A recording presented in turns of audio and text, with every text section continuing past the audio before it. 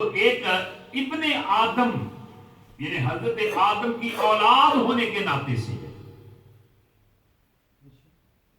یعنی ایک نسبی ریلیشن ہے. لیکن یہاں اللہ تعالیٰ نے اس ریلیشن کا تذکرہ نہیں کیا، بلکہ ایمان کی جو ریلیشن ہے اس کا تذکرہ کیا. اب ظاہر ہے کہ انسان مسلمان بھی ہو سکتا ہے، کافر بھی ہو سکتا ہے، وہ موحد بھی ہو سکتا ہے، مشرک بھی ہو سکتا ہے، وہ بلیور بھی ہو سکتا ہے، نان بلیور بھی ہو سکتا ہے، نیکوکار بھی ہو سکتا ہے، گنہگار بھی ہو سکتا ہے. اللہ تعالیٰ نے اس ریلیشن کا، اس تعلق کا تذکرہ نہیں کیا، بلکہ اللہ تعالیٰ نے ایمان کا تذکرہ فرمایا. فرمایا کہ جو آدمی ایمان رکھتا ہے نا، ایمان، اور توجہ فرمائیے، ایمان کا تعلق دل اور دماغ کے ساتھ ہے. اور جب تک آدمی کے پاس ایمان نہ ہو نا، تو وہ کتنی بھی عبادت کرے میرے بھائیو، اس کی عبادت قبول نہیں، اس کی عبادت قبول نہیں. کیوں؟ اس لیے کہ ایمان اصل ہے، ایمان فاؤنڈیشن ہے، ایمان سیڈ ہے، ایمان بنیاد ہے. وداؤٹ ایمان کے میرے بھائیو کوئی بھی عبادت اور ریاضت قبول نہیں ہے. اگر کوئی آدمی بغیر ایمان کے کتنی بھی عبادت کرے، اس کی عبادت کا صلہ اور معاوضہ دنیا میں تو ضرور ملے گا، لیکن آخرت میں برزخ میں اس کا صلہ نہیں ملے گا. اور یہ بات پلے باندھ لیجیے. آج کے ایک لوگ کہتے ہیں لو جی کوئی بات نہیں یار، قرآن تو وہ بھی پڑھتے ہیں ہم بھی پڑھتے ہیں، اللہ کا نام وہ بھی لیتے ہیں ہم بھی لیتے ہیں. تو میرے بھائی ذرا توجہ فرمائیے. اور آج کل میڈیا کا دور ہے نا، سوشل میڈیا، الیکٹرانک میڈیا، اس کے ذریعے آپ دیکھیں ادھر کی یونیورسٹیز میں اور امریکہ اور برطانیہ کی یونیورسٹیز میں کئی ایک لوگ لیکچرار ہیں اور انہوں نے عربی میں پی ایچ ڈی کیا ہوا ہے. وہ پڑھاتے ہیں، درس دیتے ہیں، لیکن وہ مومن نہیں ہے. ہماری ادھر لیڈز کی یونیورسٹی میں بھی آپ دیکھ لیجئے کہ بے شمار ایسے لوگ ہیں کہ جو جناب عربی پڑھاتے ہیں اور عربی میں گفتگو کرتے ہیں، لیکن ان کے پاس ایمان کی دولت نہیں ہے. تو اگر ایمان کی دولت نہیں ہے تو میرے بھائیو وہ کتنا بھی وہ نیکی کا کام کرے، اللہ ان کو صلہ عطا کرے گا تو دنیا میں. جیسے کہ میرے اور آپ کے آقا علیہ الصلوۃ والسلام کا فرمان ہے کہ الدنیا، یہ دنیا سجن المؤمن و جنت الکافر. سرکار فرماتے ہیں کہ یہ دنیا مومن کے لیے ایک جیل ہے اور ایک نن بلیور کے لیے پیراڈائز ہے. اور یہی تو وجہ ہے کہ وہ جناب علی اس دنیا میں وہ جب رہتے ہیں تو وہ کہتے ہیں کہ ہمیں کسی قسم کی کوئی جناب وہ اپنے آپ کو پیس آف مائنڈ سمجھتے ہیں، لیکن اللہ رب العزت کے پیارے حبیب علیہ الصلوۃ والسلام نے مومنین کے لیے یہ اس دنیا کو جیل قرار دیا، ایک سجن قرار دیا. عرض کر رہا تھا ایمان میرے بھائیو ایک بہت بڑا اللہ تعالیٰ کی طرف سے تحفہ ہے، گفٹ ہے، انعام ہے.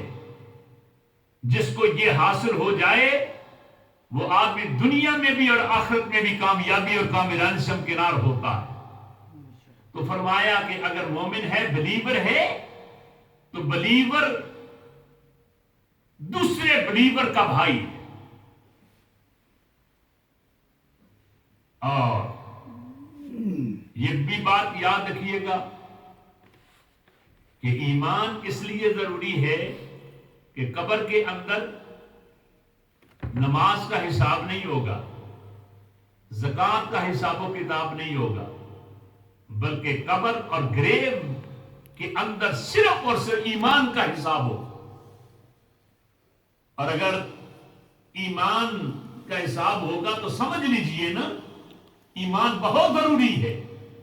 جو یہ لوگ کہتے ہیں کہ نہیں نہیں جناب نماز ہی پڑھنی ہے نا، جہاں بھی پڑھ لیں نماز ہو جائے گی، نہیں، بلکہ یہ دیکھا کریں کیا یہ ایمان کی دولت سے مالا مال ہے یا ایمان کی دولت سے کوڑا ہے۔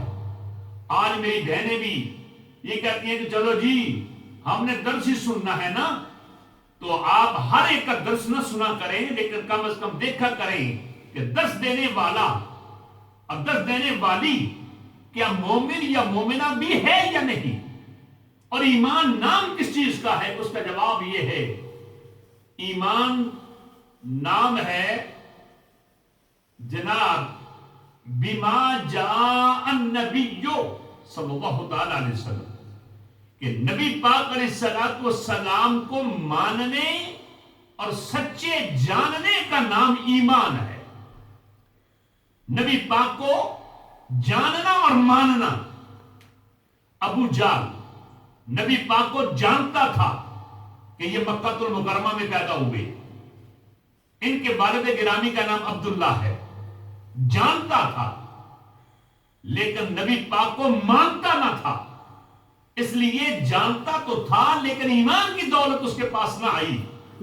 حضرت ابو بکر صدیق نے نبی پاک کو جانا بھی ہے، نبی پاک کو مانا بھی ہے۔ تو جو سرکار کو جانے بھی، سرکار کو مانے بھی دل اور دماغ کے ساتھ، میرے بھائیو ایمان کی دولت اسے ہی نصیب ہوتی ہے۔ تو اب یہ کر رہا تھا کہ نبی پاک کو سچے جاننے اور ماننے کا نام ایمان ہے۔ اور یہ بھی بات یاد رکھیے گا کہ جو نبی پاک کو جانتا اور مانتا ہے پھر نبی پاک پر کبھی اعتراض نہیں کرے گا۔ کیا کہہ رہا ہوں؟ کیونکہ جو ماننے کی نشانیوں میں سے ایک نشانی یہ ہے کہ حبو کا شے یومی و یسم، جب کسی کے ساتھ محبت ہو جائے نا تو محبت کی آنکھ عیب تلاش نہیں کرتی، محبت کے کان عیب نہیں سنا کرتے، کیونکہ وہ تو جناب علی آنکھ بہری ہو جایا کرتی ہے اور آنکھ یہ دیکھا نہیں کرتی، وہ عامہ ہو جایا کرتی ہے، اور اس طرح کان یہ بھی جناب علی بہرے ہو جایا کرتے ہیں۔ تو نبی اکرم صلی اللہ تعالی علیہ وسلم پر جو ایمان لائے انہوں نے نبی پاک کی ذات و برکات میں کوئی عیب تلاش کیا ہی نہیں، اور ان کی ذات میں تو عیب ہے ہی نہیں، کیونکہ اللہ تعالیٰ کہ پیارے حبیب علیہ السلام کی بارگاہ میں کھڑے ہو کر حضرت حسان بن ثابت نے یہ کہا تھا، خلقت مبرئا من کل عیب کأنک قد خلقت کما تشاء۔ انہوں نے عرض کیا تھا یا رسول اللہ، اللہ تعالیٰ نے تو آپ کو پیدا کیا تو ہر عیب سے پاک صاف منظر مبرہ پیدا کیا ہے، آپ میں تو کوئی عیب ہے ہی نہیں۔ اور یا رسول اللہ صلی اللہ تعالیٰ علیہ وسلم، اللہ تعالیٰ نے جب آپ کو پیدا کیا تو آپ سے پوچھا ہے پیارے حبیب تیری آنکھیں کیسی بناؤ، تیرا چہرہ کیسے بناؤ؟ ان کی ذات میں تو عیب ہے ہی نہیں۔ بلکہ میں وہ حدیث بھی کوٹ کروں کہ ایک دن میرے اور آپ کے آقا صلی اللہ تعالیٰ علیہ وسلم تشریف فرما ہیں تو سیدنا صدیق اکبر نبی پاک کو دیکھ کر کہتے ہیں یا رسول اللہ، آپ سے بڑھ کر کوئی حسین اور جمیل ہے ہی نہیں۔ آپ نے فرمایا صدقت، تو نے سچ کہا۔ تھوڑی دیر کے بعد جناب ابو جہل نے نبی پاک کو دیکھا اور دیکھ کر نبی پاک کے متعلق یہ کہا کہ یا رسول اللہ، آپ کی شکل میں یہ عیب ہے۔ نبی پاک نے اسے بھی کہا کہ